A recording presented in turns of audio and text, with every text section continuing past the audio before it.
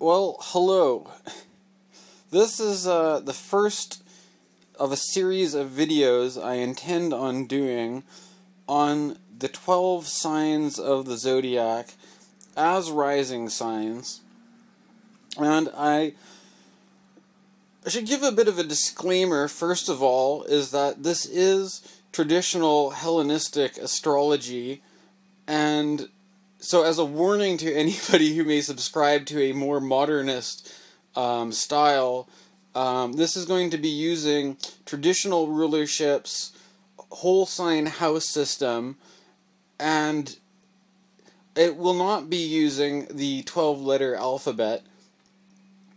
So I'm starting this video with Aries Rising, and I think it was an interesting challenge to start off with Aries Rising, because this is going to, I'm not just talking about the ascendant position in Aries as the first house.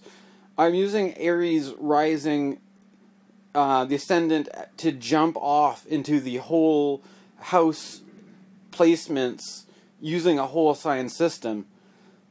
So the one sign, the first house, implies the placement of the rest of the combinations of the signs and houses, and with Aries, it falls into the pattern of what we would call the 12-letter alphabet, where people conflate signs with houses. I think this will be an interesting one to do to start it off with, because it'll help to, the way I've laid out this presentation, it'll help to differentiate between the signs and the houses.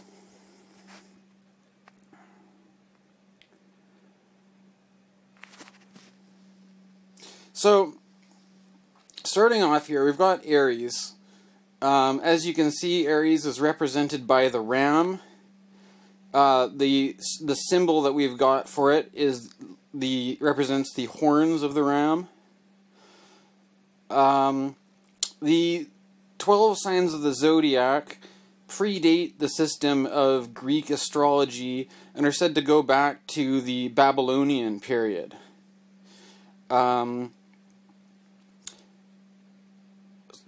Well, carrying on here.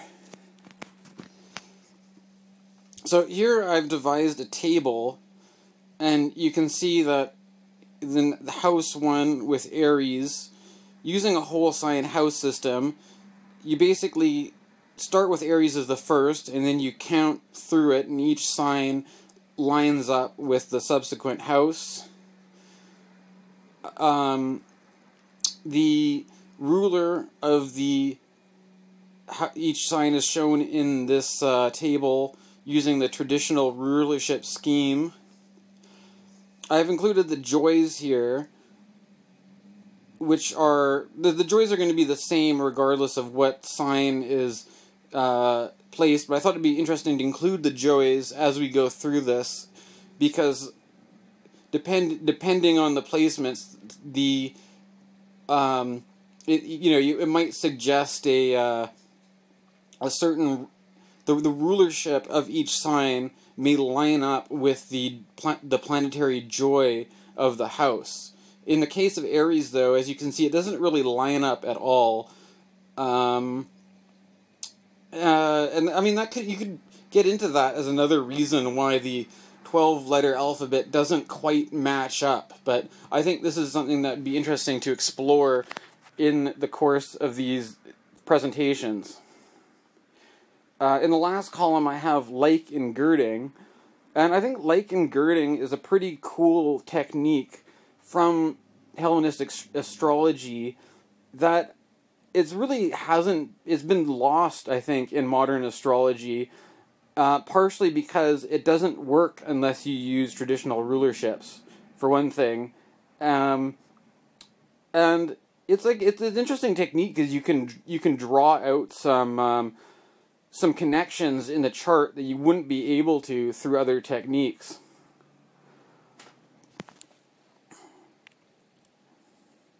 This is a little doodle I did to sort of explain how like and girding works. So here, if you have the first house as Aries, Aries is ruled by Mars, and in traditional astrology, so is Scorpio. So we can see that with this arrangement, the first house is Aries, the 8th house is Scorpio, and they're both Mars-ruled signs. And subsequently, you can see that with Taurus and Libra, Gemini and Virgo, etc. They link up together through the connection of sharing the same planetary ruler. The term like ingirding comes from, it's kind of an odd one, really. Like, girding is not really a word we use very much, but it sort of references the word girdle. It's like kind of like the idea of a sash or something, and it was the idea that if you're having, like, you imagine a big Greek Colosseum or whatever, you know, you've got different people coming on representing each of the signs, and when they're ruled by the same planet, they're wearing kind of like the same uniform. They're on the same team. They're wearing the same colors, kind of thing. So they have this kind of, they're being tied together by this this rulership. As we go on, I'll maybe explain a bit of this as I get into it. So, the first house, some basic significations of it are self, the body, personality, the helm. It was said to be the helm of the ship, if you can think of taking the steering wheel and the person navigating their life.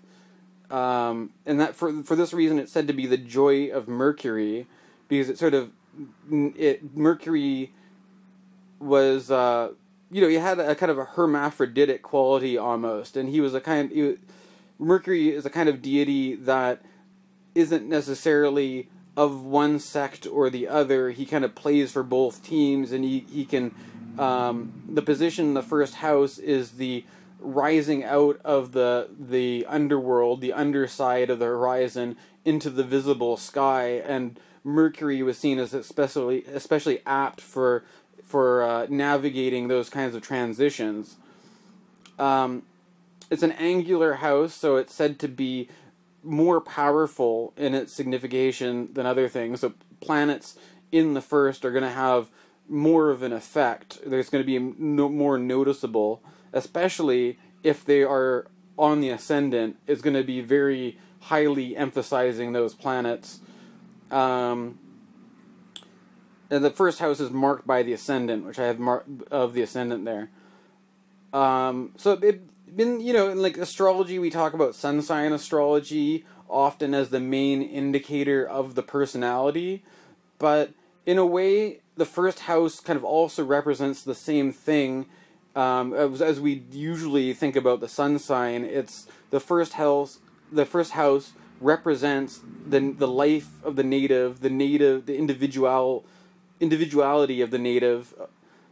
It's one thing that's a bit of a contrast between Hellenistic astrology and the modern approach is the modern approach tends to make the whole chart into a kind of a psychological profile of the individual, whereas in traditional Hellenistic astrology, the rest of the chart, the rest of the houses tend to imply things that are external to the individual, whereas the first house represents, you know, the self nature of the person.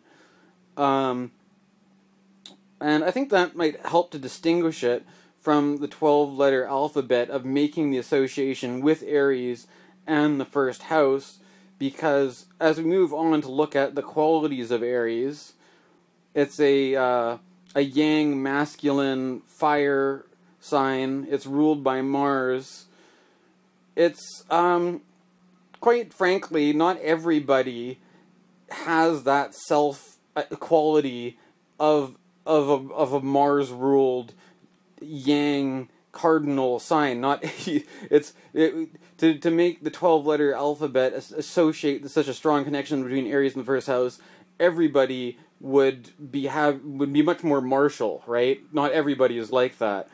But if somebody is an Aries ascendant, the Mars influence is going to be more pronounced. So you could see that maybe as being a bit more assertive, a bit more aggressive, a bit more confrontational.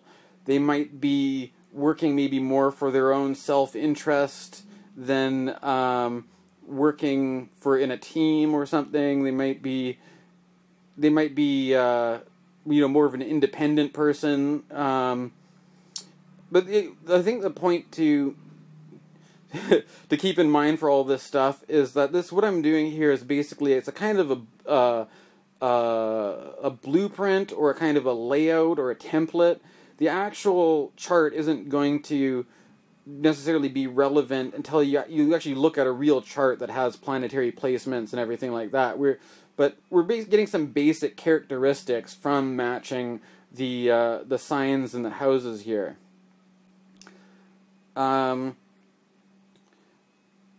Another interesting thing about Aries is that it's the exaltation of the sun but the fall of Saturn.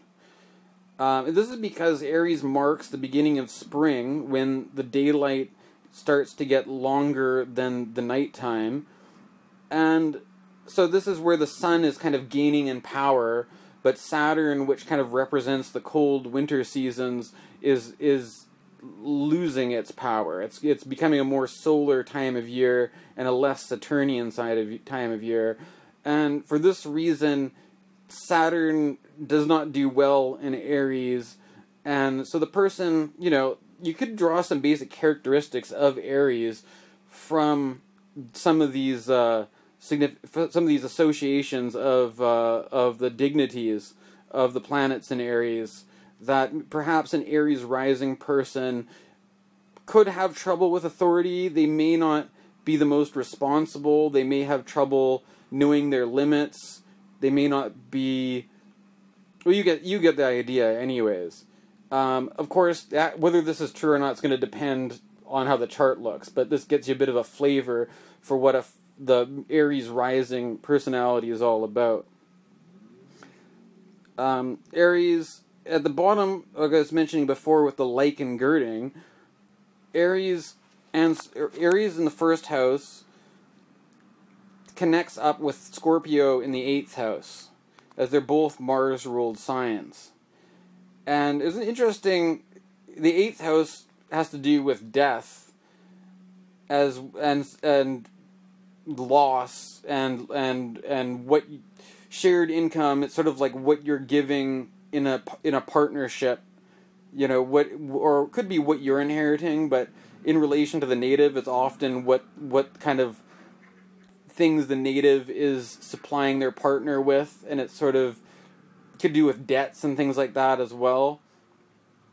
And what this kind of implies is that perhaps to be pretty straight up with this, we're getting to some heavy Hellenistic stuff. Perhaps for those who like the Saturnian darkness and the dramaticness of the 8th house, we're getting into it right away here. That the death of an Aries rising individual could be at their own hands, and I can show some example charts of this later on. It could also be like an accident. That it could be something violent. It could have to do, Mars has to do with cutting. There could be a very martial, violent, fighting kind of death related here. Although I don't know. Is it? I'm having my some doubts about getting into some of these topics. So we're getting pretty heavy right off the bat here. Perhaps it's best to just carry on. So, second house. Resources, belongings, wealth, talents, values. The second house is... It's the succedent house, which means that in time the placements in the second house are going to move into the position of the first, and you'll see this happening all over the house system in astrology.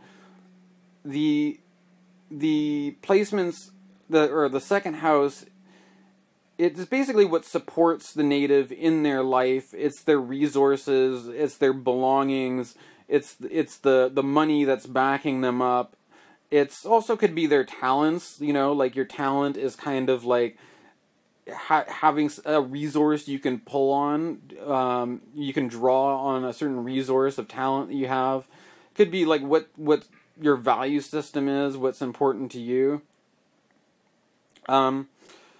So when with Aries rising, Taurus falls into the second house, and Taurus is a Venus ruled sign. So immediately we've got a bit of a contrast there, with the first being a Mars ruled sign, the second being a Venus ruled sign. If the person is very active in a kind of Mars-like fashion, very yang and active and action-oriented, then what supports them, what's implied by this, is something that is a bit more passive. It could be, you know, resting, taking some time off. It could be just chilling out. I'm trying to stay away from some of these astrological stereotypes, but one stereotype with Taurus is that it connects with food, right? And, you know, a very Mars active kind of person is gonna need, you know, like some good nutrition, some good tasty food or whatever to fuel them in what they're doing. And so you can see, you know, some significations of like that perhaps falling into a Taurus second house, that what they draw on to support them as a resource, things like self-care and nutrition, could be a big factor. Taurus is also very artistic as well. It's as Venus has to do with beauty and aesthetics and creativity, and you know, maybe a Taurus second house, a person might have fine art around. You know, they might have a record collection. They might have a collection of musical instruments. You know, I mean, again, it depends on the actual chart, but these are some significations that you could draw from Taurus in the second house. With the lichen girding, the Taurus connects with Libra, which Libra falls in the 7th house, and they're both Venus ruled signs. So the 7th in general has to do with the partner. So there implies a connection between the partner and the person's own resources and their own belongings. And it could be that the person's partner plays a vitally supportive role in the support of the Aries rising native's life.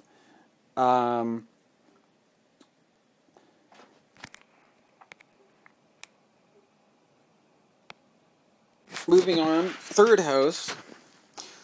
Third house, some typical topics associated with it are siblings, aunts and uncles, neighbors, local neighborhood, short distance travel, communication, media.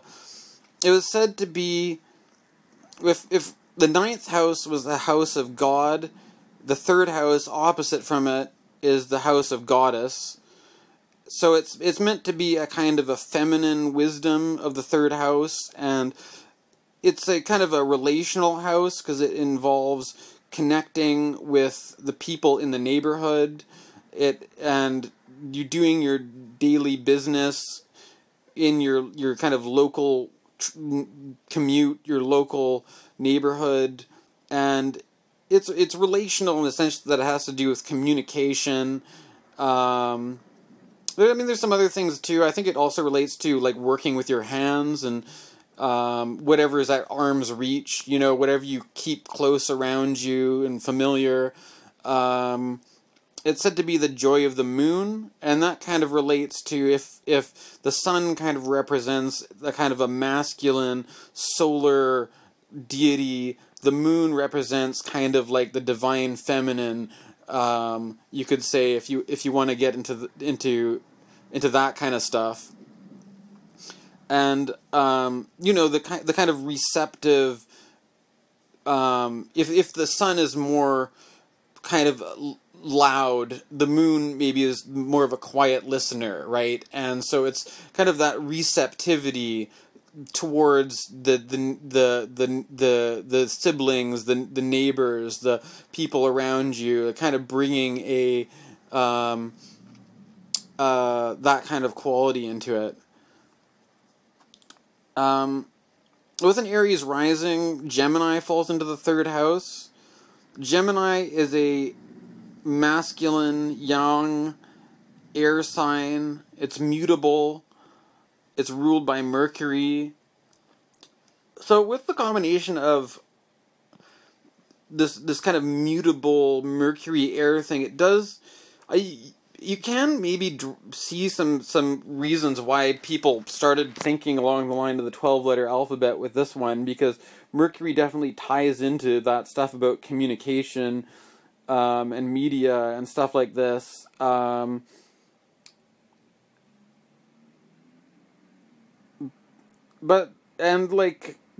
is a certain quality of Gemini when you could apply it to the third house. That would be different, though, if you used another sign. I would say with the mutable kind of quality of Gemini on the third house, it might create more of a sense of diversity in the local environment. Like a person, there's some people who might, what they do in the neighborhood, maybe they work a really suit and tie or a very kind of formal job, but like on the weekend they like to go out to the heavy metal show or something like that and like let their hair down, or maybe the people have different friends with different people in the neighborhood, and it could be a sense of the mutable, changing nature of it. They're the people. The places they hang out might change. The people they hang out with might change. They it might not just run with one crowd. It might be different groups, different kinds of places. But yeah, I think that kind of sense of variety and is kind of emphasized with the Gemini in the third house.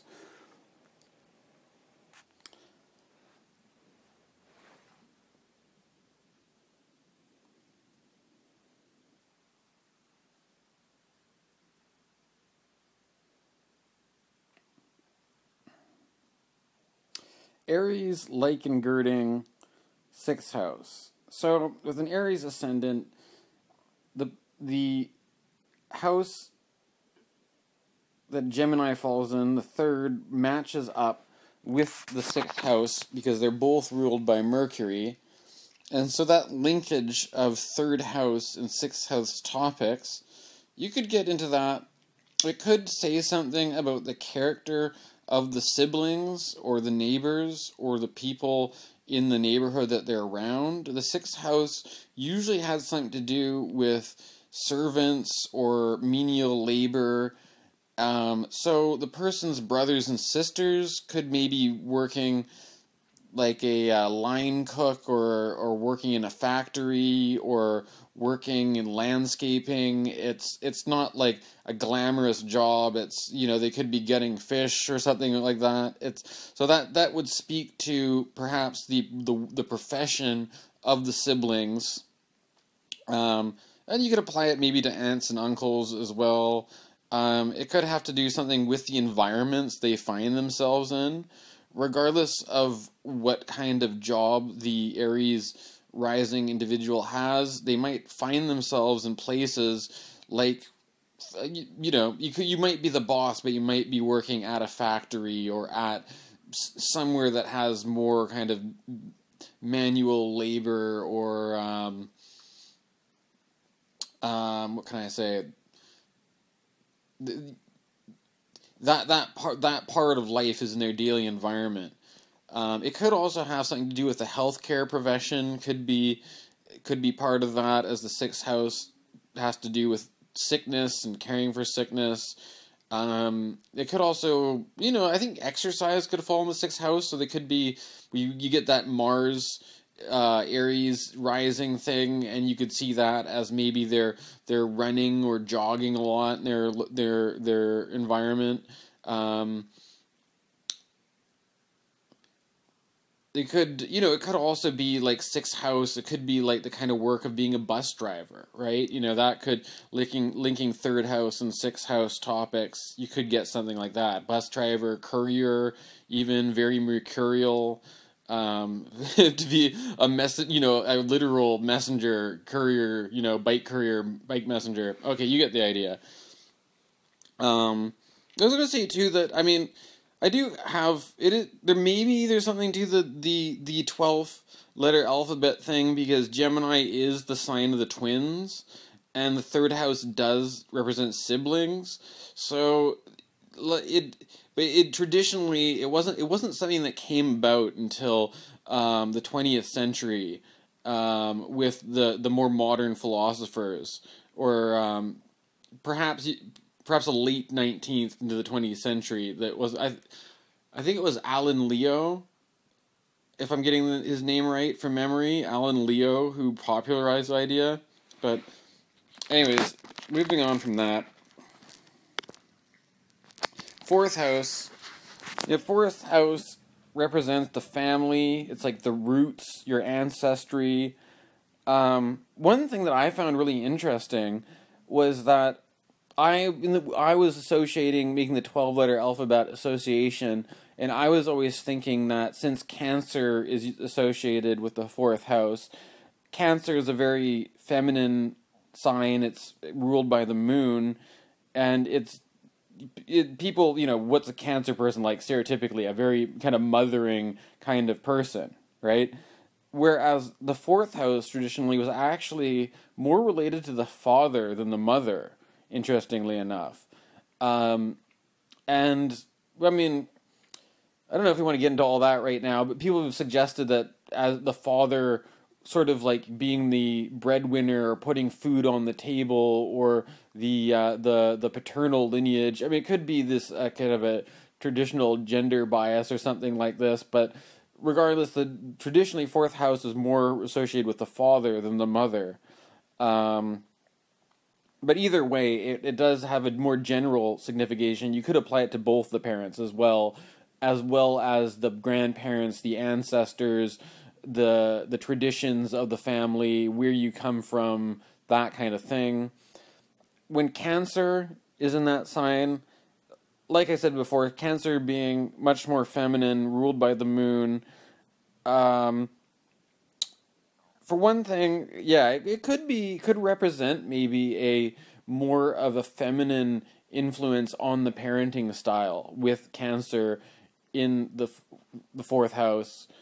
It could even be like a more of a nurturing or motherly father figure, or it could be interesting to look at how that plays out in the charts of people who have Aries rising.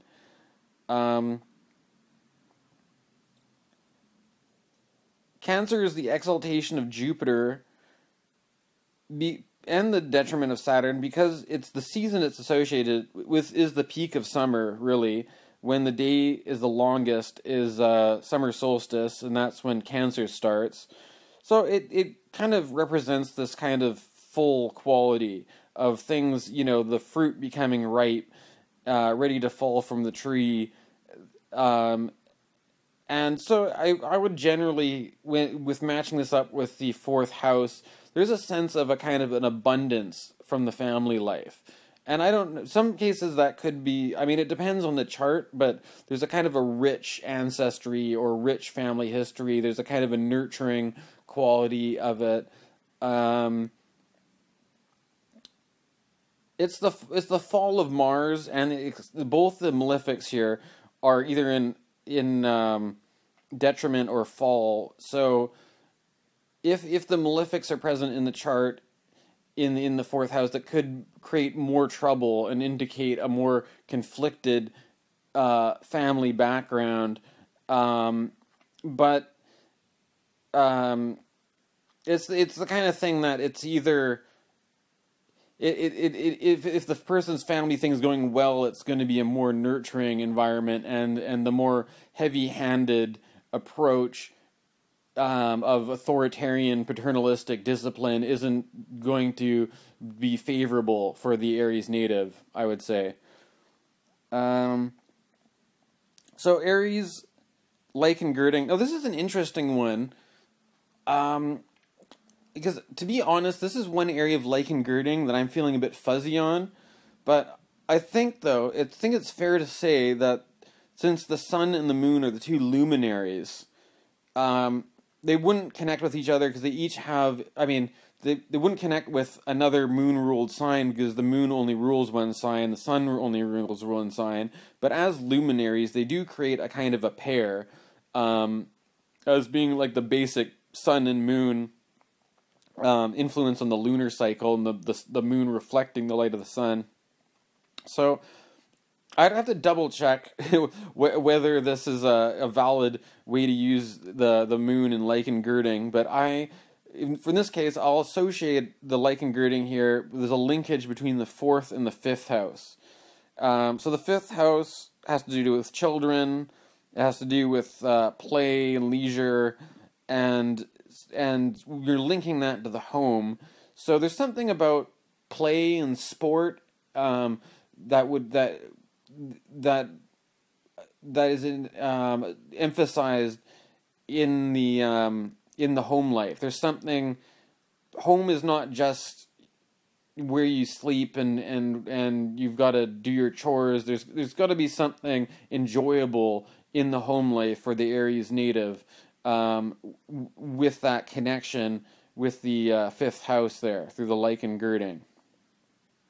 And the next house we move on to, as it happens to be, is the 5th in this order. So, as we were saying before, the leisure and play and stuff, the 5th house was traditionally the house of good fortune.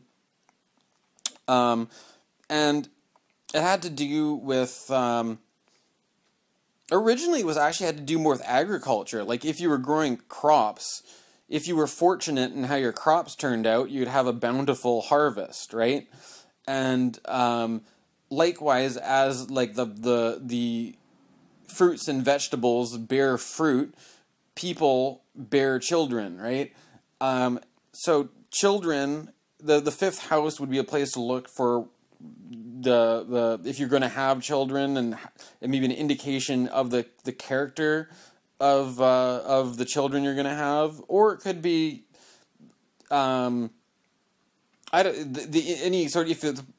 kind of connection with children in the person's life would show up in the 5th house, as well as in a more general sense, like creativity, making things. It's like as the produce of the crops, like it's also what are you producing, and it's enjoying the fruits of your labor, right? It's not just it's the joy of creating and the joy of savoring what it is that you make or whatever. It's the joy of Venus, and it's a succedent house in that the 5th house generally supports the 4th house. It's the 2nd house in relationship to the 4th, so it's kind of like the valuables. The children are seen to be the valuable commodities of the home in a way, right? With Leo in this sign, that's gonna give an indication of something of what the children of a Aries native are going to be like.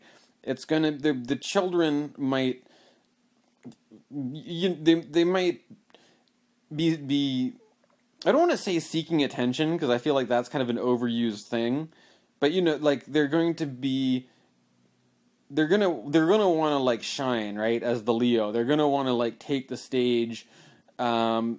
They're going to want to, I associate Leo as a kind of a star quality, like a rock star or a performer or something like that. And in the 12-letter alphabet, I think that kind of, the people make that conflation between the 5th and house and Leo, is that saying that there's something essentially creative about Leo, and mixing that up. I would say the creativity is probably more of a fifth house thing, but Leo is more traditionally, it has to do with the king, basically. It's like the solar figure, the hero in the myth, the protagonist, right? And so there is, I think, a definite quality of leadership that comes with Leo. And when you combine leadership with the fifth house, what does that look like? I would say maybe taking a leading role in a sports team, or being the leader of a band, or if somebody's doing things relating to these kinds of areas, like what people do for fun, the person's going to be taking charge in some way, right? They might be organizing things. They might be setting up the party or something. They might be, they might be producer of rock shows. They might be, or putting on events or something that people have fun at. That could be a bit more of a seventh house thing, though.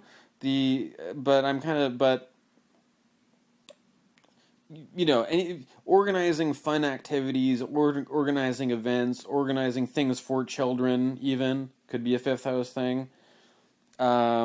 Taking the lead in creative projects, you get the idea.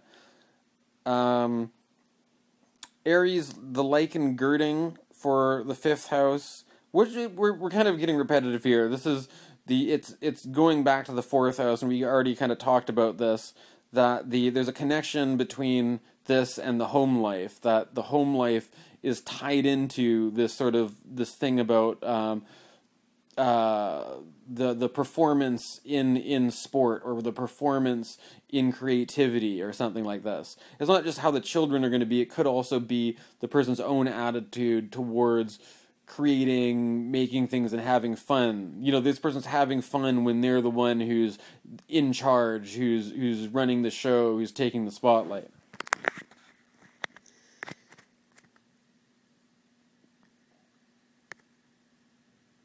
Sixth house. Okay, here we go.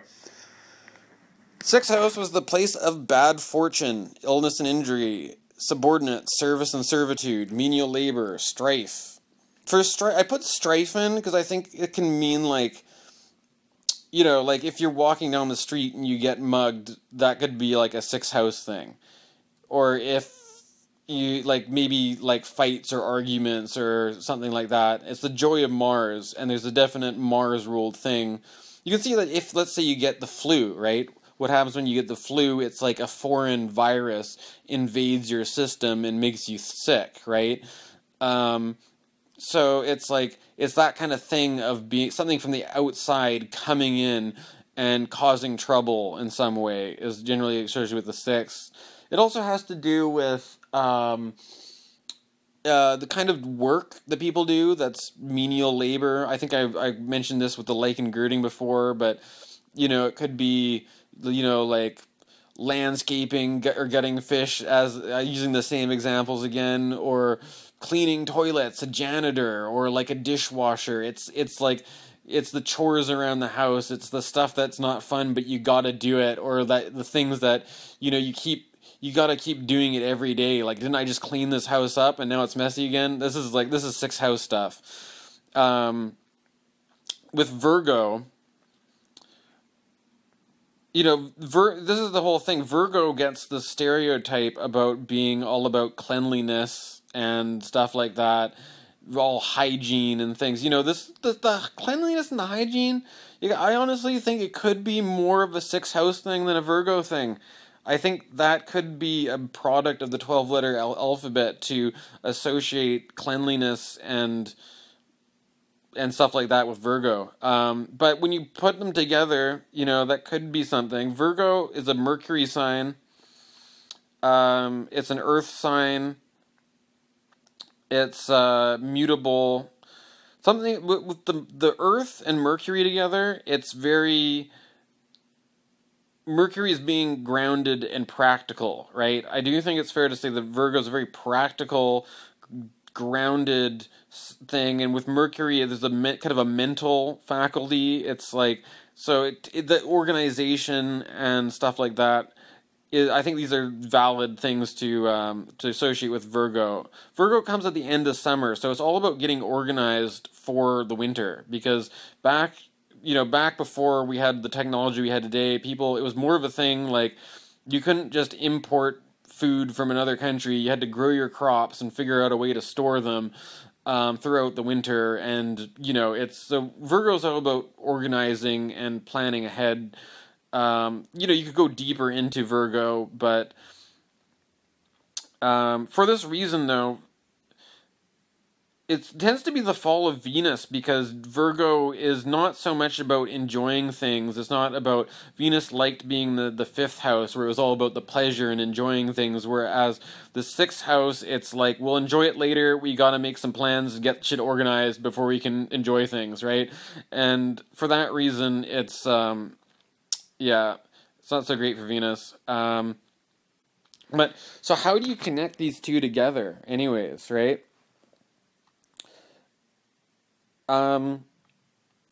Aries, there could be imply some kind of work that the person's doing it's kind of like grunt work, but it requires some organizational ability. It requires like accounting or balancing the budget, like some day timer kind of stuff, like planning things in a scheduling things. Like could represent some work that the person does that it's like, it's not their biggest career aspiration, but it's something they do to get by and pay the bills and something.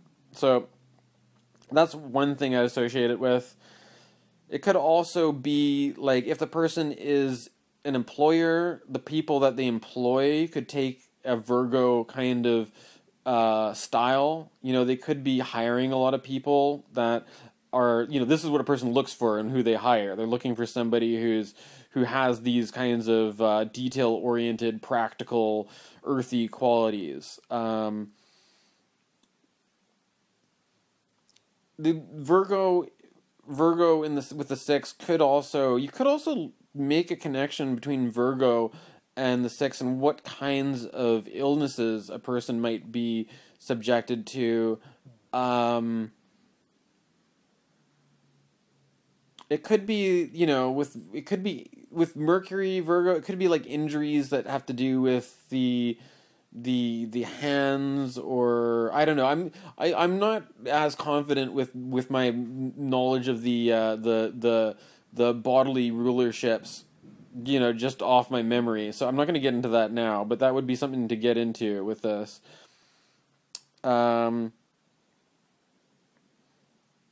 Aries, like in girding third house, so it connects with the third house. We've already done the third house, but just as a reminder, so this has to do with the siblings and the neighborhood and the neighbors.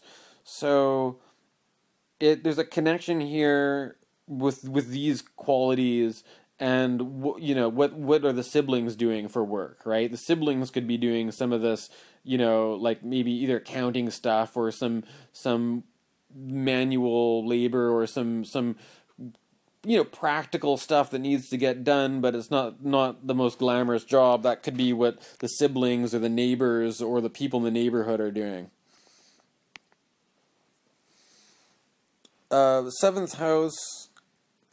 So seventh house is basically like the other. It's the partner. It could be a romantic partner. It could be a marriage. It could be a business partner. It could also be your enemies, if you've got enemies. Oftentimes people who they're married to end up turning into their enemies if they have a bad marriage and they get a divorce, maybe, right? Or they have to work with them anyways, and it could be your friend that you have a falling out with or something, right? And you're kind of frenemies or whatever, right? This is seventh house. And so this is one thing about traditional Hellenistic astrology I find interesting, is that the seventh house isn't just saying, like, how are you in relationship with people. It could actually say something about, like, the actual quality of the people who are going to show up as your partners.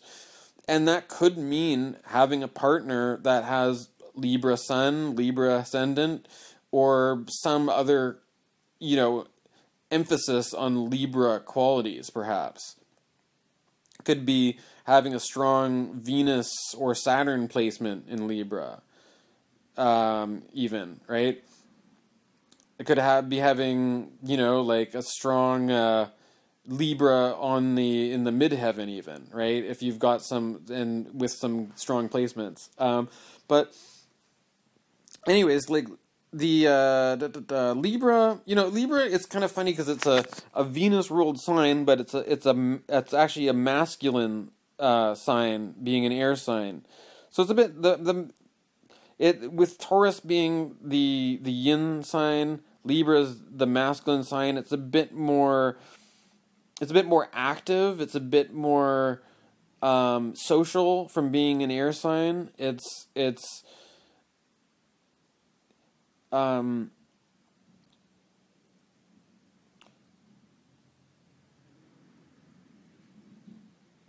a cardinal sign, so it represents the beginning of autumn. And Saturn exalts there, so I feel like there's a kind of a refined kind of quality that comes from Libra, in that Libra is maybe, it has a sense of being maybe a bit more mature in how it handles relationships that might imply a kind of a compromise in relationship, or where, you know, where an Aries or a Leo is looking to like take the lead and get the attention and be kind of self-motivated. Libra is represented by the scales as a bit more compromising and working to mediate and reach agreements, and rather than the other signs which might be more uncompromising.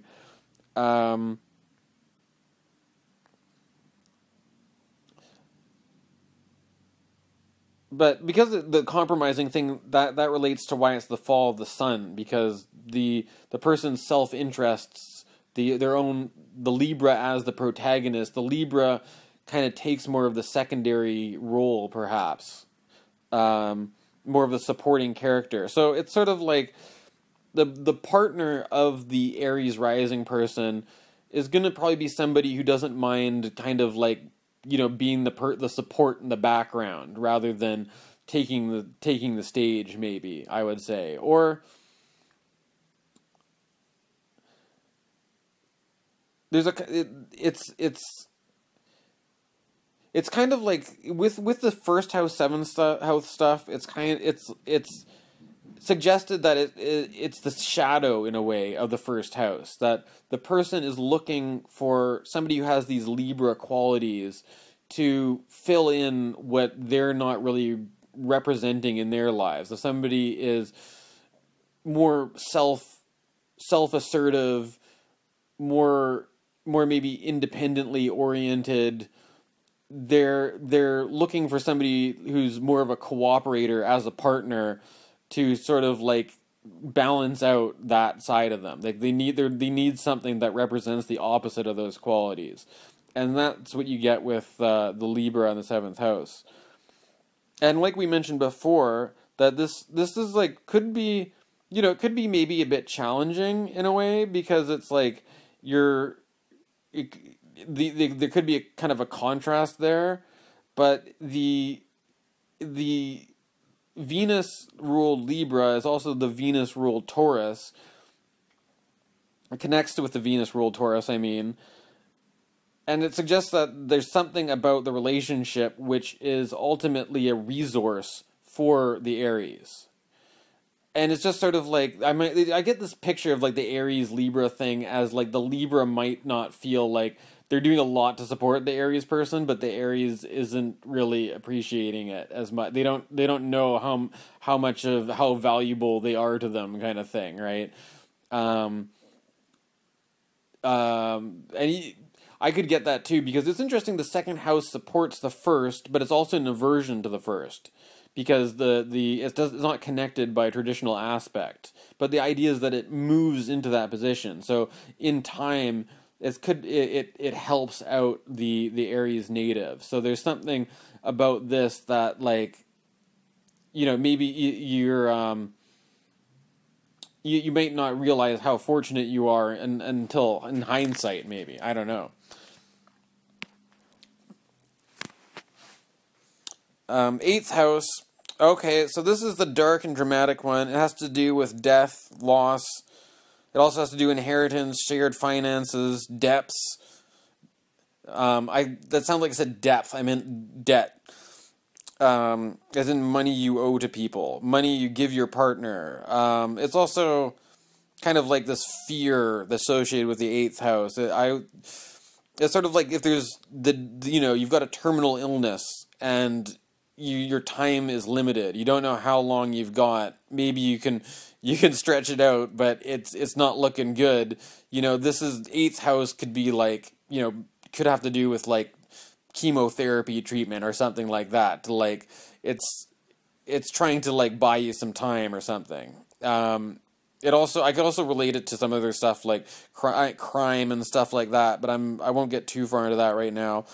And so like Scorpio, we often have Scorpio and eighth house mixed up, and there are some perhaps associations between the two, because Scorpio is a pretty yin sign.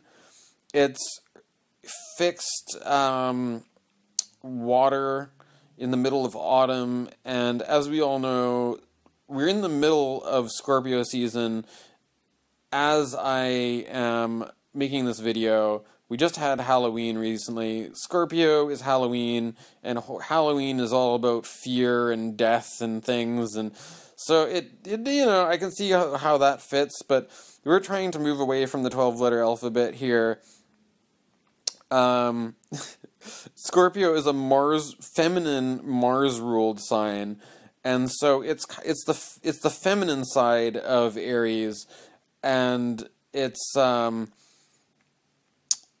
it's connected with death and loss and debts and stuff. Mars is like I have to say though that Scorpio is typically a very kind of like sexual sign. It's also a kind of suspicious, mistrusting sign, and that is kind of why it's the fall of the moon. It's kind of like, think about Halloween season. It's like that kind of fear, and you're looking around, you don't know what's around the next corner or something, right? It's like the kind of the horror movie tropes. It's the sense of danger or mistrust or the thriller kind of thing, right? The detriment of Venus. Scorpio can be pretty passionate, I think, but it's a bit too intense for Venus. Venus wants something comfortable. Scorpio is it's some intense, it can get heavy, so there is, though, typically, though, Scorpio, I do remember this, that Scorpio rules the genitals, right? I think there could be, they say eighth house is like, some people connect the eighth house with sex, but there's an argument that's been made that that it's probably more appropriate to connect sex with the fifth house. No, not the fifth house. I've heard that one as well. The fifth house as being pleasure or whatever, or going out on dates and getting lucky, right? But the seventh house is also, it's like the sexual relationship with a partner or something. Eighth house is not really, I've heard eighth house connected with sex as in it's like the little death or something, right? It's like the loss of your vital energy through expenditure in orgasm or something. But with this, you could apply, if you were a sex worker, it would be the sixth house, right? So it's not just one thing, but eighth house specifically represents a kind of a loss or the person's own death or what they lose to others, and so there could be loss that comes from sex with an eighth house Scorpio thing. It could be, in certain bad cases, it could have to do with, STDs or HIV or something. It could have to do, sometimes with the eighth house Scorpio, it's like, it could be infidelity. Like sometimes there's crimes of passion or something like that, right? it, there's you can look. I mean, these are just giving you a general idea of how these two archetypes will fit with each other when you've got Scorpio in the 8th. And, you know, Scorpio isn't just the 8th, so as I continue on making more videos like this, you'll start to see, you know, how you can differentiate it once it's in other houses. And so Aries, like in girding the first, as I said before, is maybe a bit heavy, but the connection with death and loss is directly related to the own individual. So it kind of represents, like, with it, you can't avoid it with this, that if there's some kind of a loss, it's kind of like, yeah, it's your responsibility. If there's the losses in the person's life, or the person's, you know, it's up to that person. They have some level of responsibility, and that if they really lose something, or what they owe to their partner, or what kind of debts they get into, that's their call, and you have to kind of like step up and make the right choices for yourself, because if you fuck it up, it's like this one's on you. You cannot blame somebody else for this. No, I don't mean to be that hard on Aries rising people, but I'm just like, this is kind of like what it implies from the astrology, at least, and you can take that with a grain of salt, or however many grains of salt you need.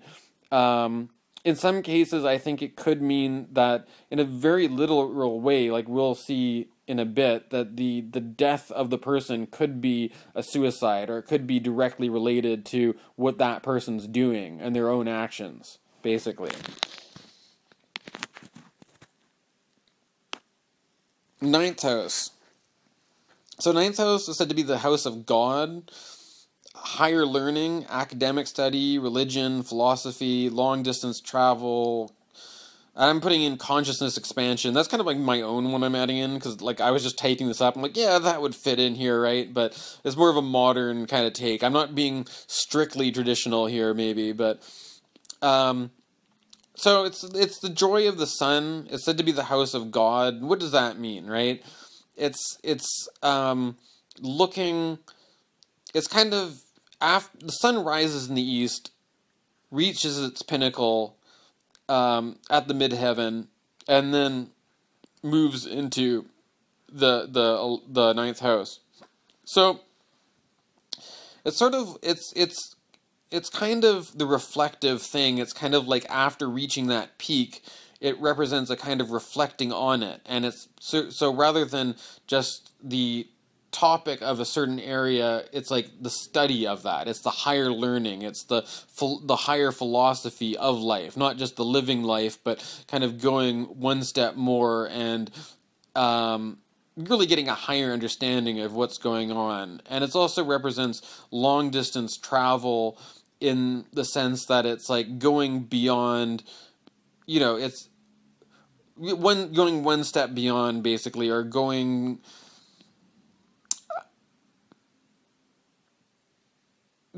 sometimes you have to go beyond your ordinary bounds to get that higher understanding. And in traditional times, a lot of times people would do kind of pilgrimages to other countries and learn, expand their horizons, expand their knowledge by learning from other cultures. So that kind of stuff, travel does fit with the ninth house. I put in Metacosmios here. Actually, apparently all cadent houses have this association with this idea called Metacosmios. And it's kind of like the liminal space, if you're familiar with that idea. It's kind of like the in-between worlds. It's kind of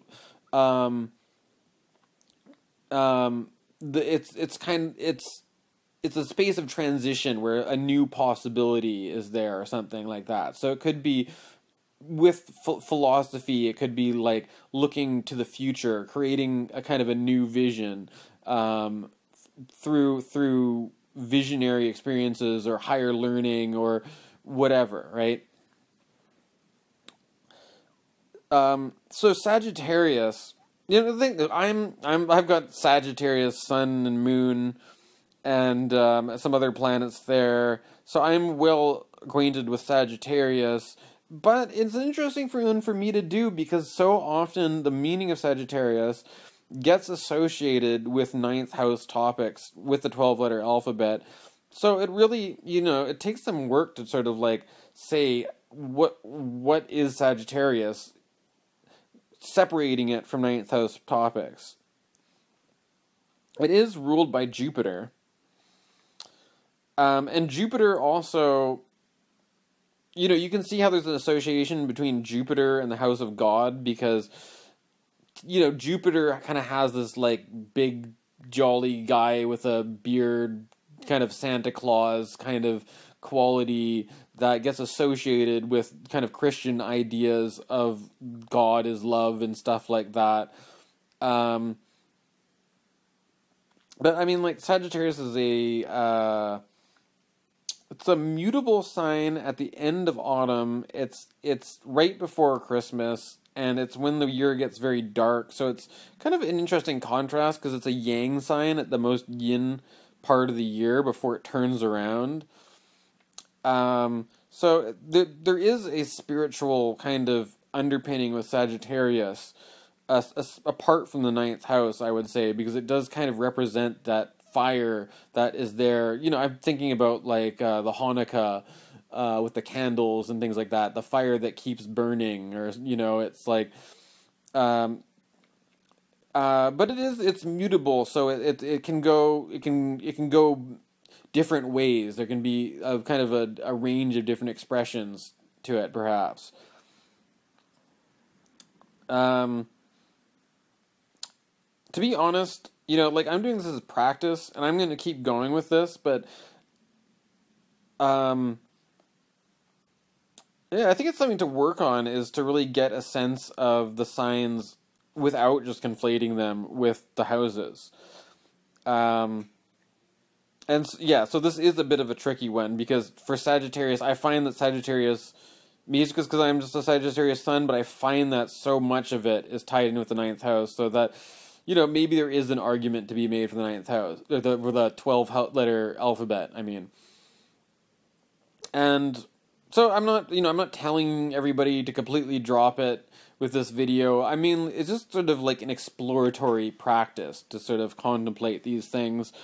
And, yeah, you can come along with the ride for me. This is the first video I've done like this, so I'm basically doing this as a practice, and if I start gaining followers and people are liking what I'm doing, that's great. But right now it's to kind of put the time in of getting comfortable doing these kinds of presentations, and being able to generate some of the stuff like on the fly, basically. But that's a bit of a digression, anyways.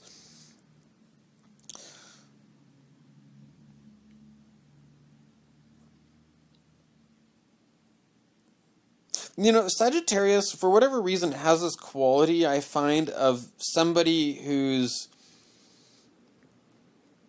what can I say about it?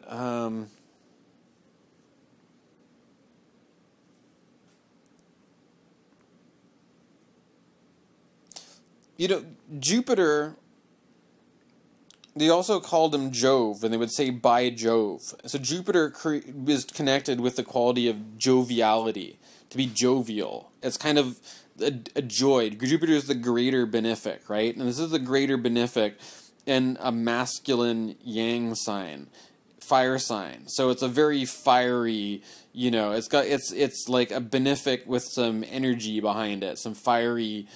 You're cooking with gas with this one kind of thing. And so I think one thing I would emphasize with Sagittarius when it's in the ninth house in an Aries rising chart is that there could be a real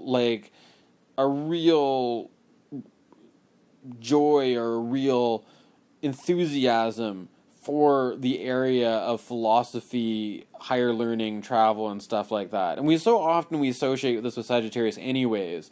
But with the ninth house, it's like the spirit there is, and it's going to have a sense of altruism. It's going to have a sense of having fun. It's not going to take things too seriously, too. You're going to be it's the Jupiter and the ninth house. You know, like, the ninth house is the joy of the sun, not Jupiter in traditional astrology. And the sun has this quality of being associated with the hero, with the king. It's a sun in the ninth house kind of thing, I would say, is a bit more like having a bit more of authority even over like the big answers in life, or having this kind of like, it's kind of like maybe like the alchemical gold, right? It's like the gold of the highest realization or something like that, or the uniting principle or something. Jupiter, on the other hand, is a bit more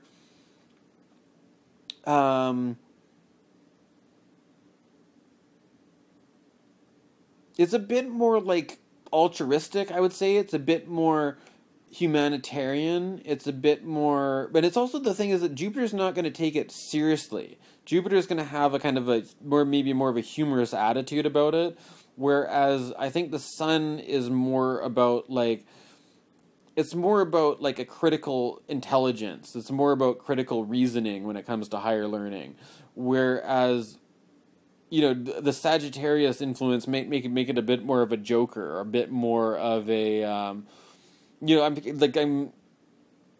kind of thinking of like characters like the Big Lebowski almost, right? But like, I wonder if he's more of a Pisces. Who knows, right? But that's kind of like a bit of the more of the Sagittarian Jupiter, you know, a bit more of a party animal, whereas the sun might be a bit more responsible, maybe, right? You start seeing a bit of the difference there. I don't know. I'm just sort of reflecting on this as I go. Aries, lichen girding, 12th house. Well, so I mean, this is another thing which is interesting, is that the 9th house, there is a connection here with the 12th, and the 12th has to do with self-undoing, imprisonment, isolation, not very nice stuff. We'll get more into the 12th house later, but so there's going to be something where it could be, if the person has spiritual experiences, there's going to be some suffering involved as well. That it's not, this isn't, you know, it could seem like a contradiction that I was saying that the person has a jolly, humorous attitude, but sometimes you develop that in the face of tragic things or of hard times, and it's like you know, like the hard times show you that what that fire is like. The way that the darkest time of the year, this is when we celebrate Christmas or something, right? There's something that, or Hanukkah or whatever. There's a fire that keeps going through the darkness, right? And so with that connection with the 12th house, it does point an arrow to the 12th house, that there is a level of darkness that's accentuated here in the 9th. And it could also be like meditation retreats in another sense too. It could also just be taking a retreat, stepping away from the usual life. You know, maybe you have to get quiet and have some isolation before you can have those realizations of the higher knowledge.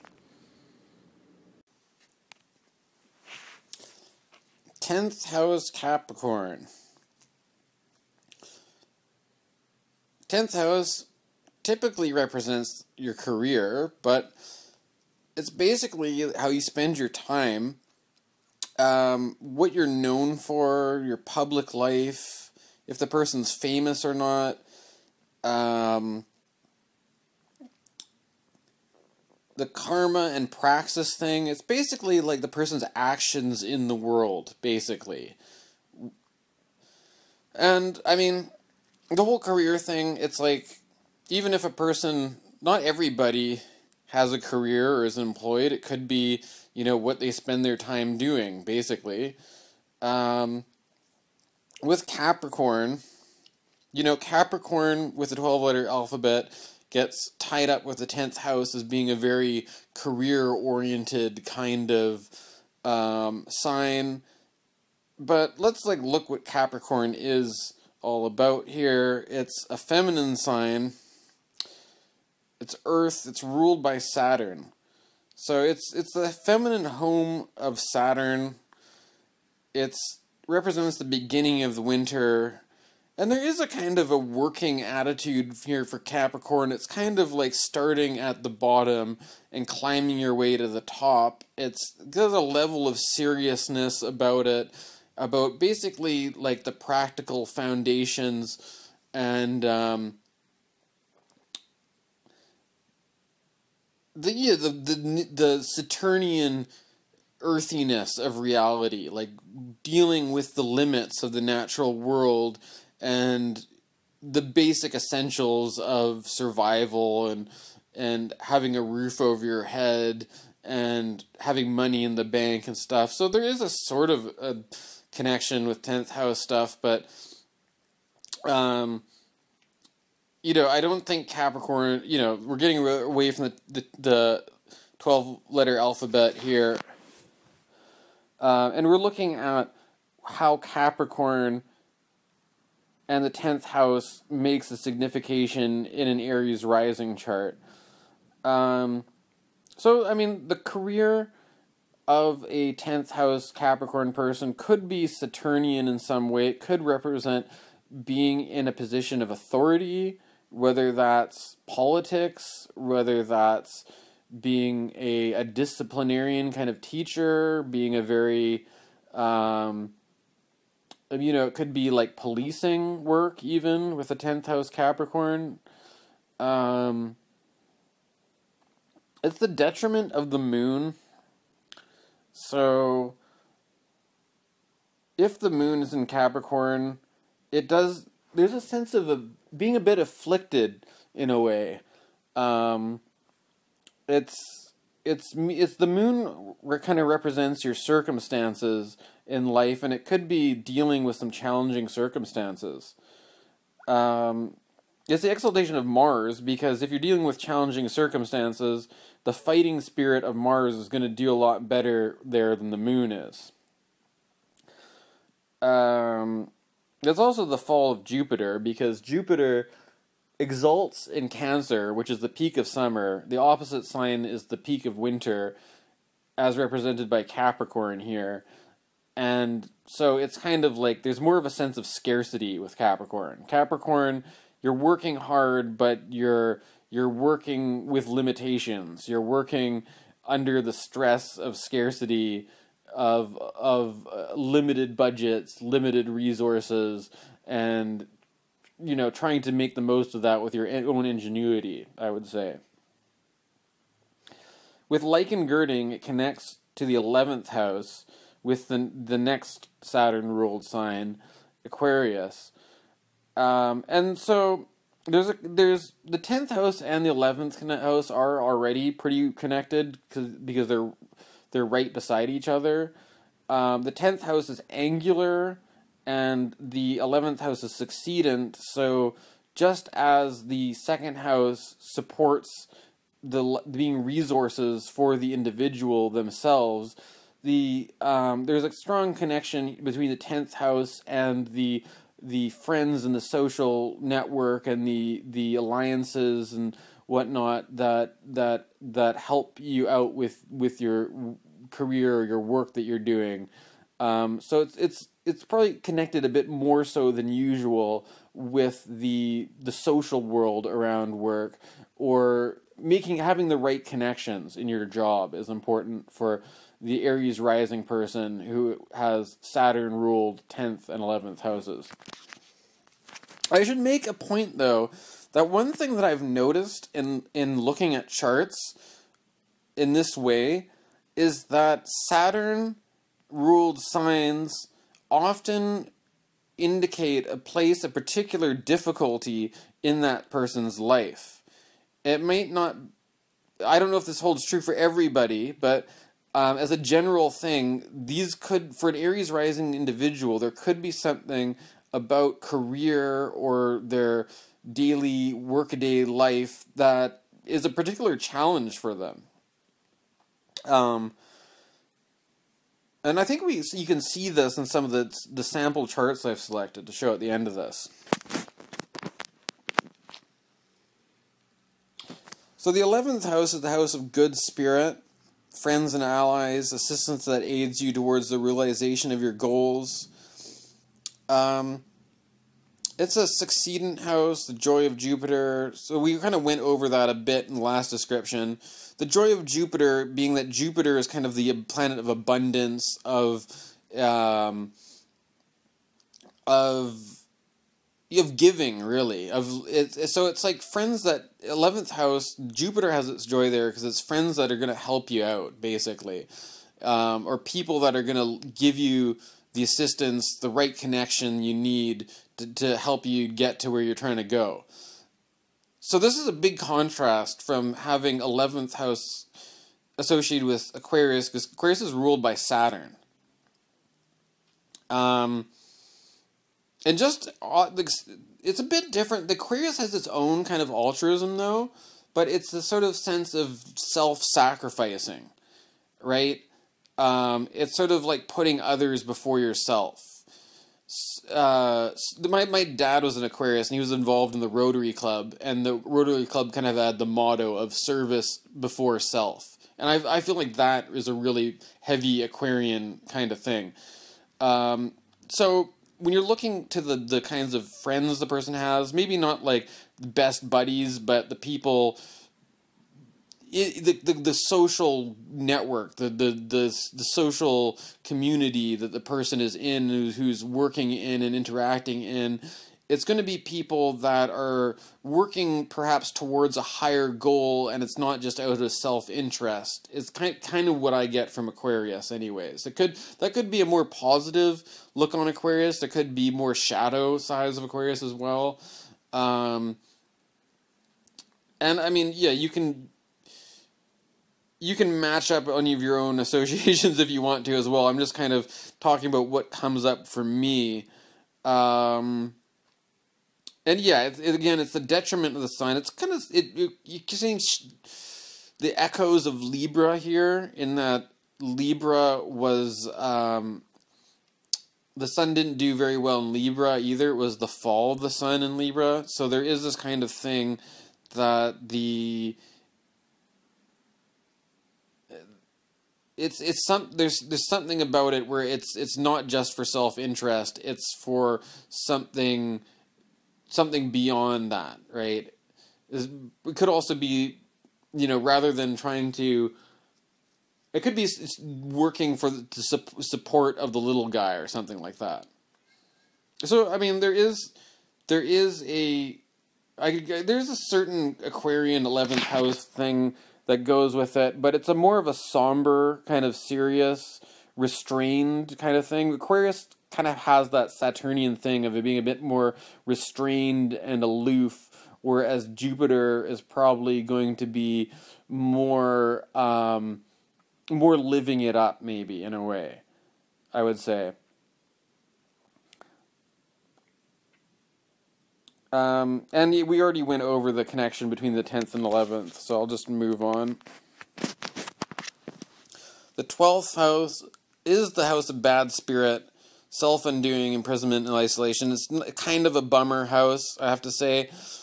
In modern times, it's more associated with the subconscious, but I'm trying to stick to a bit more of the traditional significations here. It's the joy of Saturn, so it's like Saturn, being a very limiting planet, does well with this sign that's very much about imprisonment and limitation and isolation. And I mean, there could be some, some lessons that are learned out of this, right? But it's sort of like the lessons that are learned from things going wrong, basically, right? I'm not, in the way I'm portraying 12th house here, I'm not talking about too much of its positive things. It could also have to do with, like retreats and stuff like that. Pisces, though, is a Jupiter sign, so Jupiter has a very different quality than Saturn.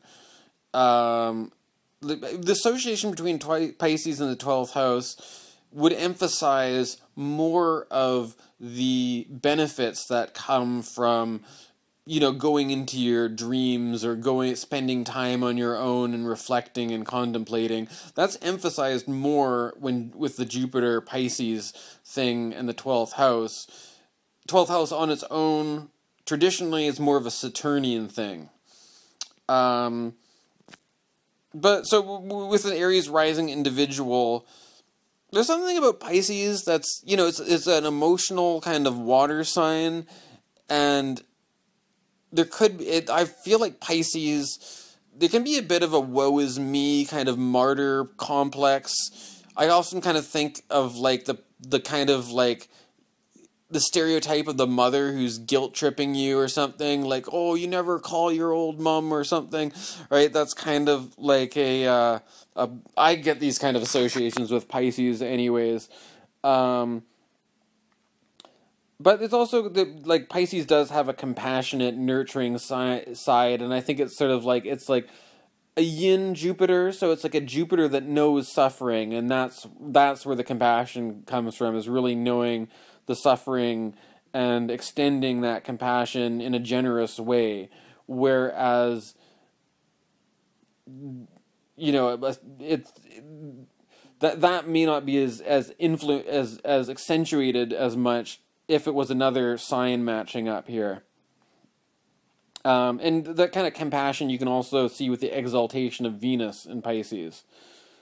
And with Aries rising, the lichen girding matches up with the 9th house, and we've kind of already talked about that, but this kind of compassion that comes from suffering, combining the Pisces and the 12th house, connects with Sagittarius in the 9th house, being both Jupiter-ruled signs, and so there's a direct connection between the wisdom that is learned from, in Buddhism, the first noble truth is that there is suffering in life, right? And so knowing suffering is the first step into knowing wisdom, and that is especially highlighted, I would say, by the 12th and the 9th connection in the Aries rising chart.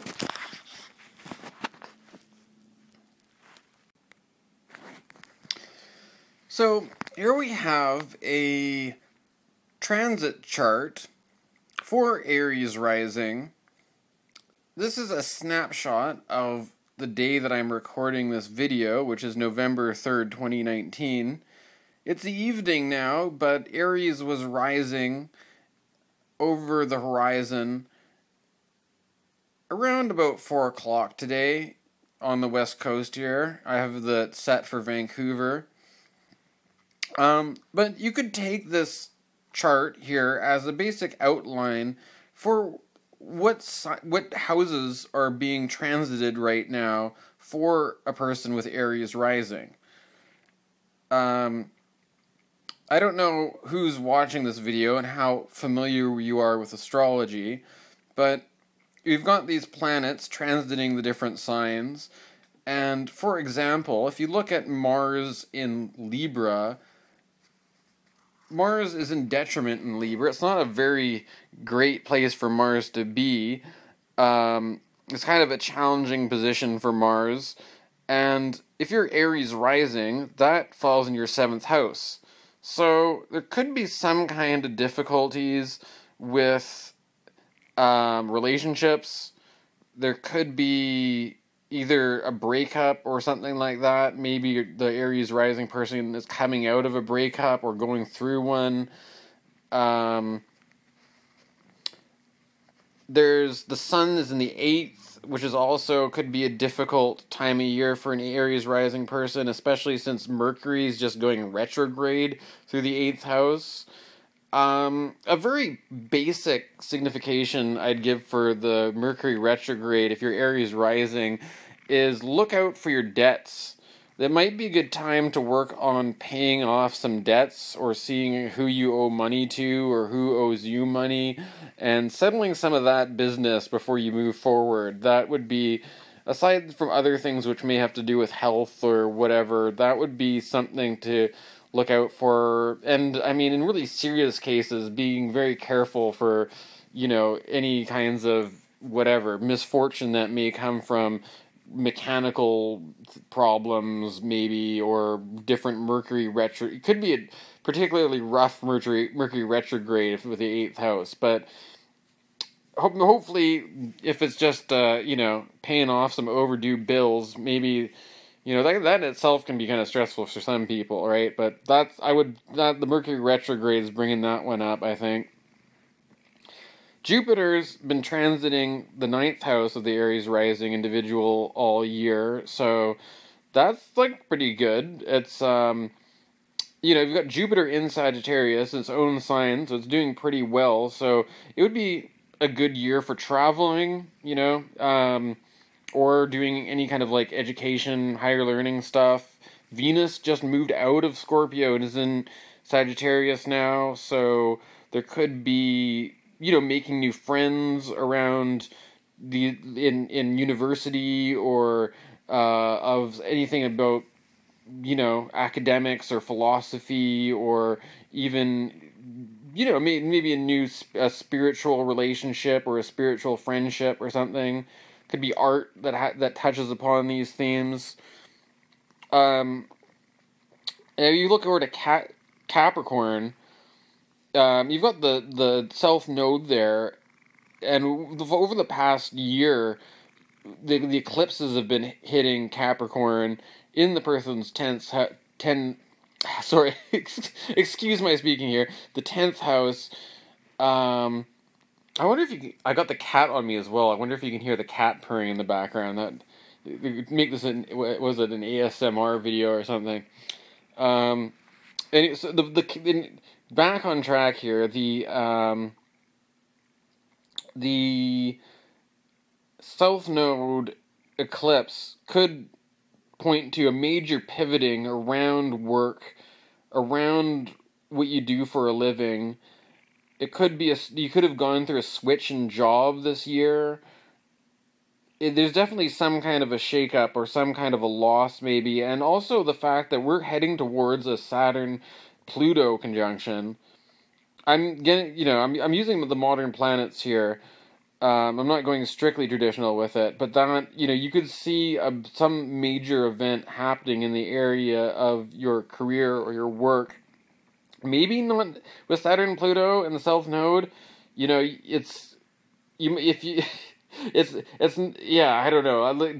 I'm not making concrete predictions, but it could be could be a loss of a job or something like that, or something that's going to come around January when that conjunction happens, or you may have already been feeling the effects of it this year, especially with the eclipses. And I mean, I don't think we really need to get into the Neptune Uranus stuff though. But I mean, Uranus is interesting because it's in Taurus, and we just recently went through some oppositions to Uranus from the Sun and Venus and Mercury.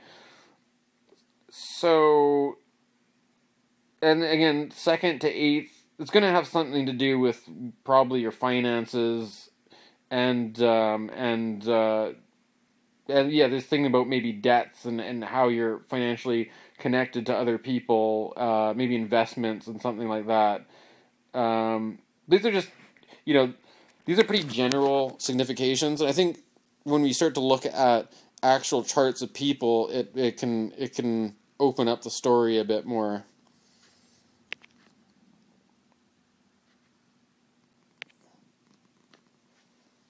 So, this is Philip K. Dick's chart, and I'm a pretty big Philip K. Dick fan. So I'm picking charts of people that I'm like familiar with, that stand out to me, whom I'm interested in. And Philip K. Dick is an interesting guy. He's a science fiction writer, if you don't know him. Wrote Blade Runner, or the Do Androids Dream of Electronic Sheep, which got turned into Blade Runner. That's probably what he's most well known for. I find him an interesting guy too, because he had his own spiritual experiences that sent him a little bit crazy. And so he's kind of an inspirational kind of character for me. I think the fact that he has a Sun in Sagittarius conjunct with Mercury and Saturn, you know, that's a good place to go to look at, to understand Philip K. Dick, because for one thing, he's kind of known as to be a kind of a homegrown philosopher.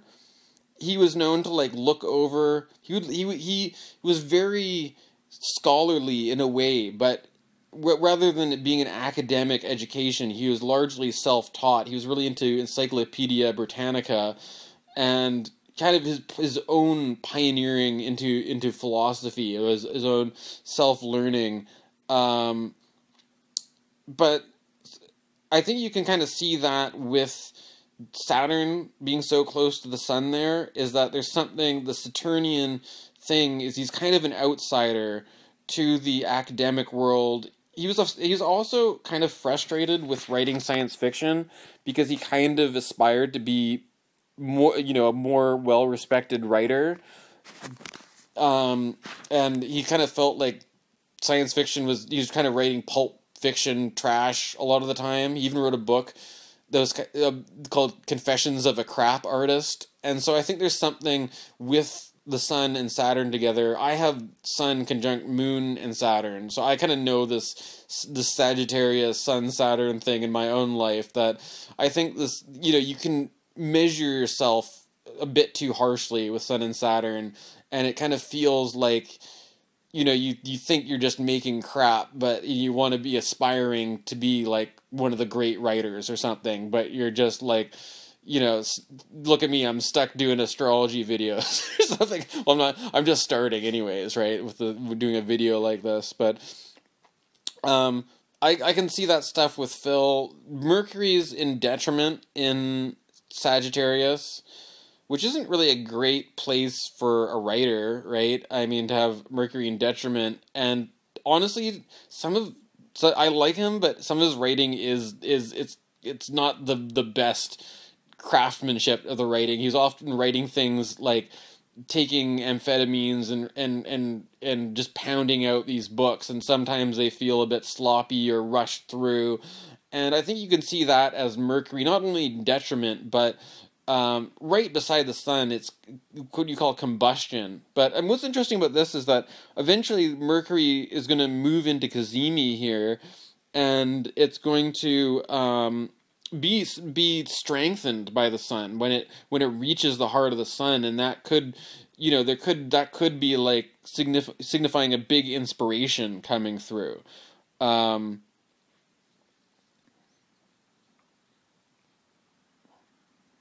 He's also got Mars retrograde in the 4th. And what's interesting is that as Mars keeps going retrograde, it's going to move into Gemini, and at some point in time, it's going to make a kind of opposition to the sun. Now, with traditional astrology, we use whole sign aspects. So right now, even though it's close to being in opposition, it's not quite opposition, but it looks like it's headed in that direction. So there's a kind of impending Mars-Sun opposition there. And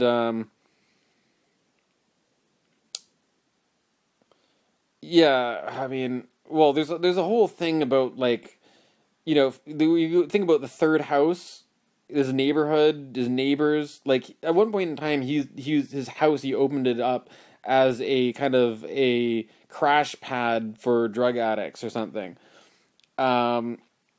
He also, in the movie Scanner Darkly, which is also a book, but it's kind of autobiographical. He went through a lot of divorces, and he went from having a family life to being a kind of like underworld, drug, the crash pad for all the druggies, and you could kind of see that as like the Mars causing trouble in the 4th, and then retrograding into the 3rd. You might get a signification like that from there. And Pluto also in Cancer at the same time. It's not conjunct with Mars, but that Pluto influence of being the same sign might have something to do with the conflict in the home life. Jupiter, also interestingly enough, is retrograde, and it's at the very first degree of Taurus, and it's going to be retrograding back into Aries by the look of it. And so that's going to, I mean, I could take a closer look and see exactly how the transits went around that time. But it's moving, it's retrograding back into its exaltation. So it's kind of, it's actually, it could be a kind of a good retrograde in a way. But yeah, I think mainly this is an interesting chart to look at, because I think the whole character of being a science fiction writer with that sun in the ninth, it's like you're stepping back from society to make an observation on it, and to make a commentary on it, and to kind of philosophize a bit of where we're at in a society by looking, kind of imagining where we're going. And so I think that that kind of ninth house sun, especially with the influence of Saturn there, in dealing with some of like the heavier post-apocalyptic, the darker sides of technology and what the future holds, you know, you can see that very strongly with the Sun, Saturn, Mercury in the ninth house Sagittarius.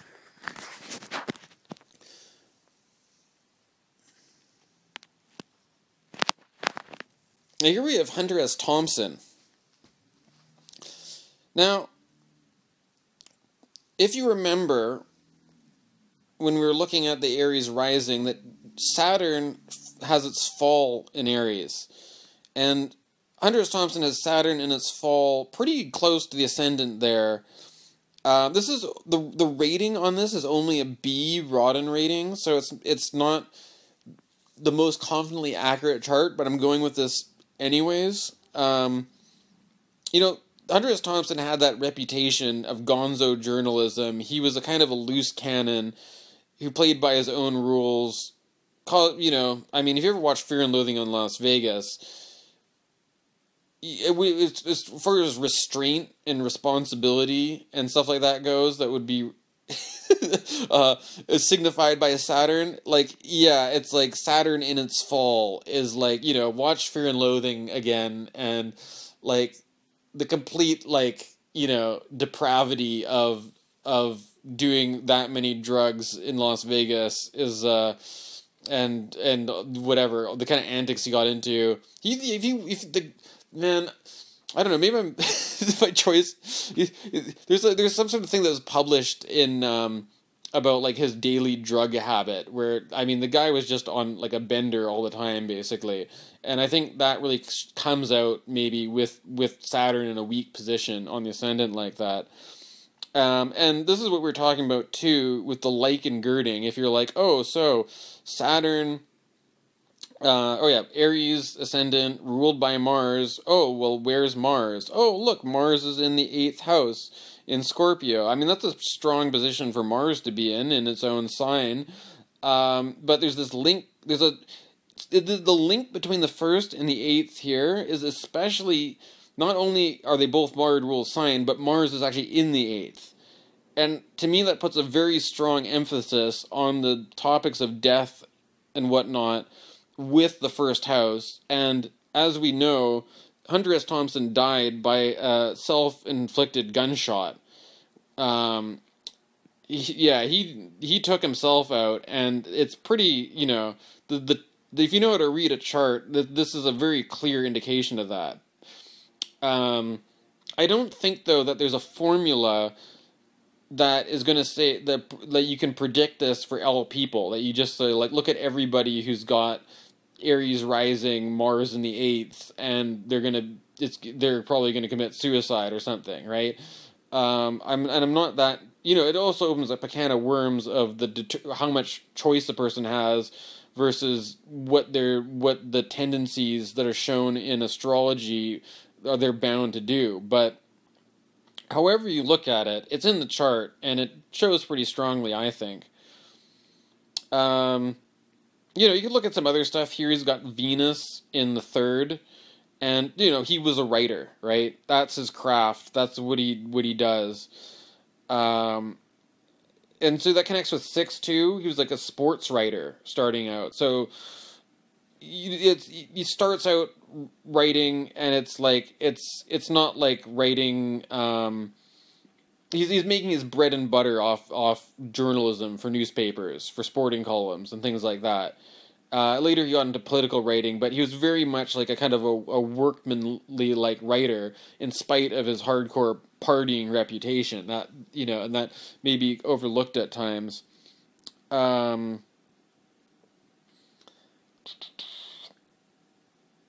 Jupiter though in Capricorn is in its fall in Capricorn.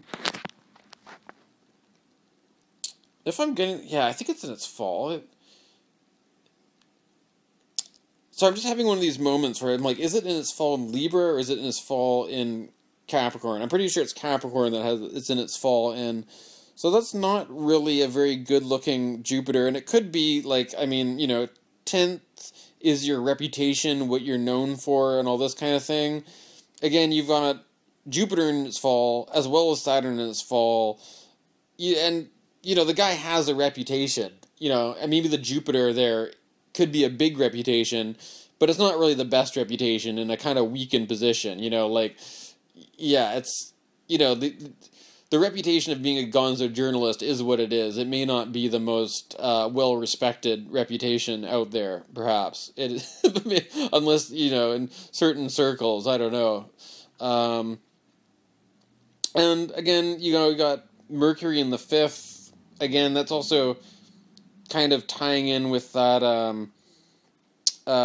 you know, you can kind of see the same story. You got Venus in Gemini, Mercury ruled sign. Now you've got Mercury in the house that's the joy of Venus. That's kind of telling the same story about like the what he's creating is something of communication, of language, of the mind, of writing, you know, that kind of thing.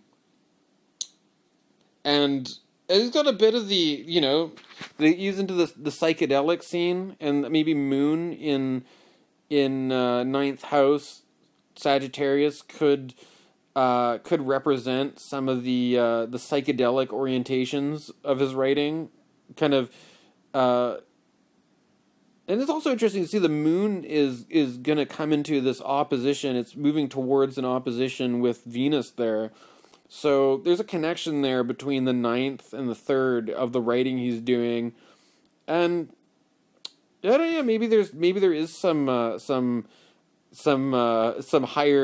higher understanding coming through somewhere, despite the compromisation of the Saturn and the Jupiter in these kinds of positions.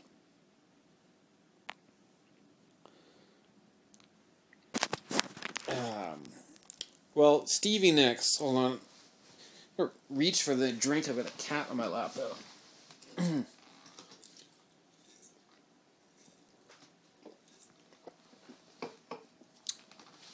Well, what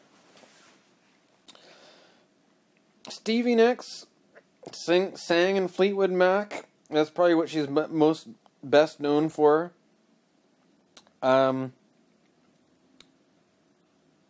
So Stevie's got Sun in Gemini, Mercury in Gemini. So it's a strong position for Mercury to be in. And you've got a kind of accentuation of these 3rd house themes. Could do with singing, the language, the communication, the communicating things through song.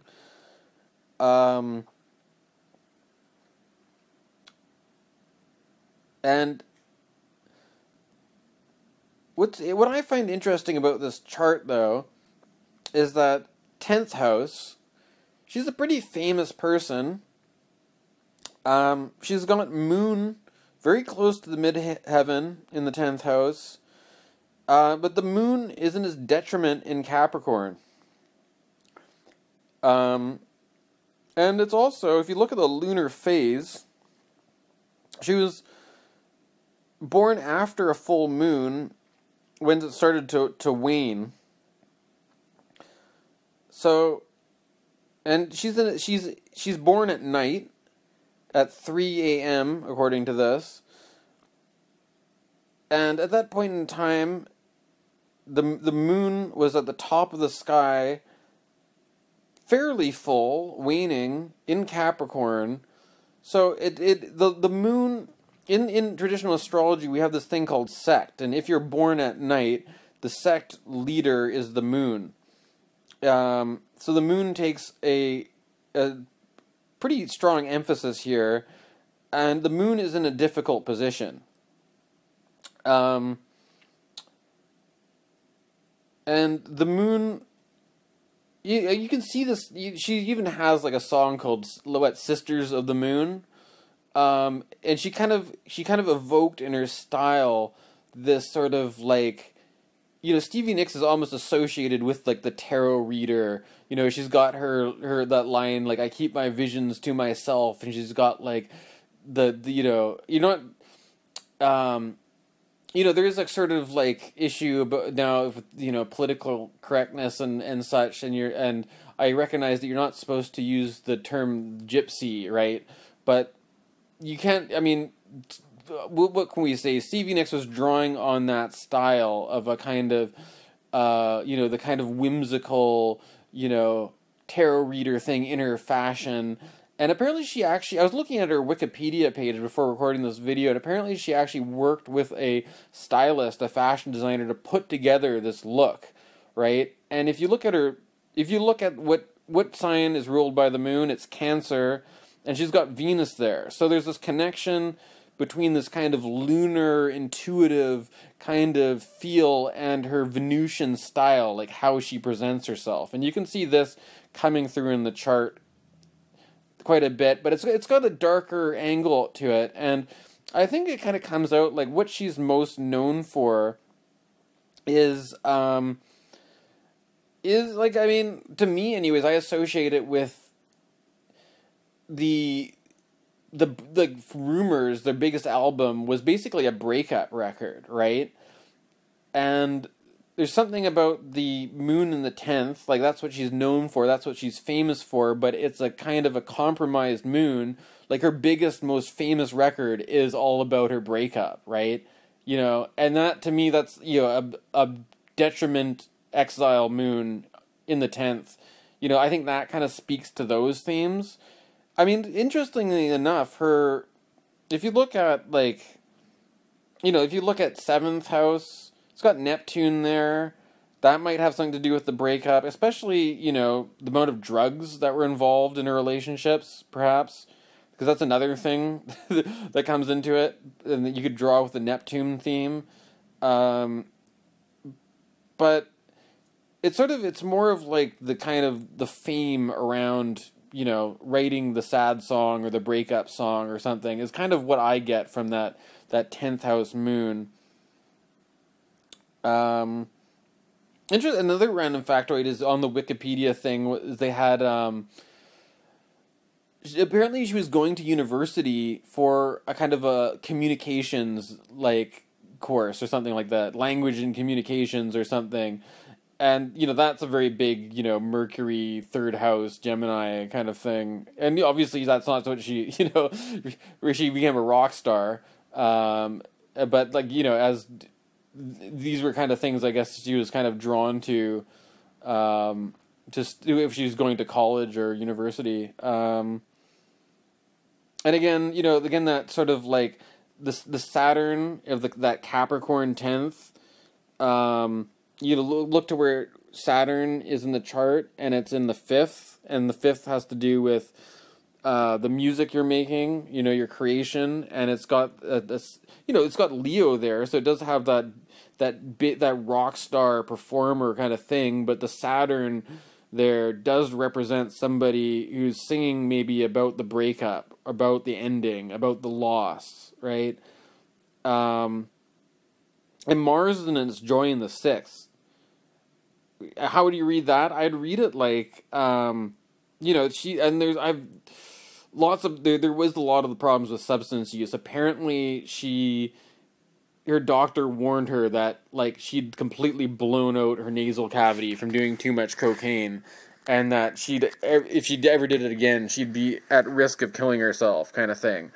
And she's also been outspoken against psychiatric meds, because in rehab, it was just going from dependency on one thing to dependency on another, and it was almost like some of the drugs she was medicated with were even more of a problem. So, I mean, Mars in its joy in the 6th, it's not necessarily a good thing. I don't think all the time for Mars to be in its joy in the 6th, because, yeah, it could just, the problems, the Mars really can act out with some problems.